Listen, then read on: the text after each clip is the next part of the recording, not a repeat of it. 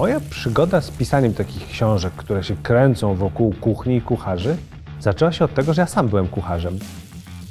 Kucharze wiedzą wszystko. Kucharze znają człowieka, tego nieoficjalnego, tylko tego od strony jego prywatnych pokoi.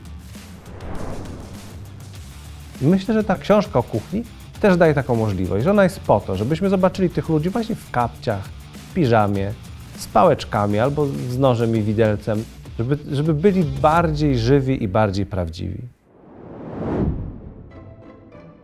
Tak naprawdę to jest książka, która w niektórych krajach nazywa się Rosja od kuchni, w niektórych Kreml od kuchni i opowiada o 100 latach historii Rosji, Związku Radzieckiego, Kremla po prostu. Ona tak naprawdę nie jest o kucharzach i o kuchni, ona jest o polityce, ona jest o wydarzeniach historycznych, tyle tylko, że opowiadają o tym wszystkim kucharze. Ja pokazuję w tej książce, że Rosja jest jedynym krajem na świecie, po którym aż tak bardzo widać, jak władza się posługuje jedzeniem. To znaczy, że jedni są przejedzeni, ci, którzy są blisko z władzą, a drudzy głodują. I to, co jest straszne jednocześnie, że ja pisałem tą książkę z myślą, że to jest książka historyczna, że kiedy pisałem na przykład rozdział o Wielkim Głodzie, to myślałem, że to jest absolutnie historia, która nigdy nie ma prawa się powtórzyć. A w tym roku, w którym rozmawiamy, w 2022, Putin robi coś dokładnie takiego samego. To znaczy grozi światu głodem, żeby tylko realizować swoje polityczne cele. Taką moją ulubioną bohaterką jest pani Ola z Czarnobyla. To jest fantastyczna osoba, która bardzo dużo przeszła trudnych momentów w życiu. Była w grupie kucharek, które rzucono do Czarnobyla i później z tych 20 kobiet, kiedy wróciły z Czarnobyla, przeżyło tylko 6.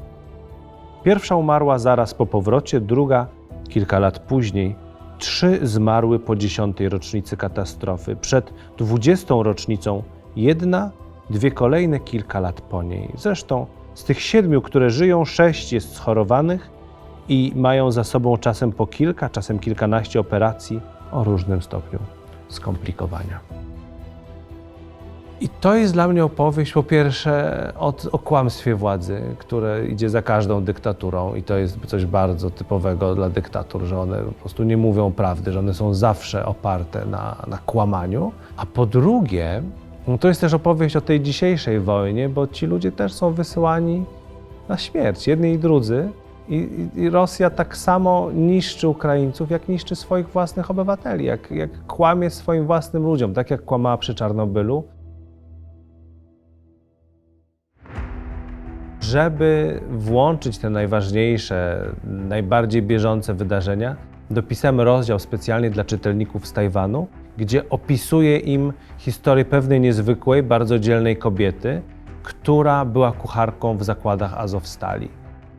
I to jest opowieść pani, która 2 miesiące spędziła pod ziemią, 2 miesiące spędziła w takiej sytuacji, w której spadały bomby na miejsce, w którym się ukrywała, w której absolutnie w każdym momencie ona wiedziała, że każda minuta mogła być jej ostatnią minutą.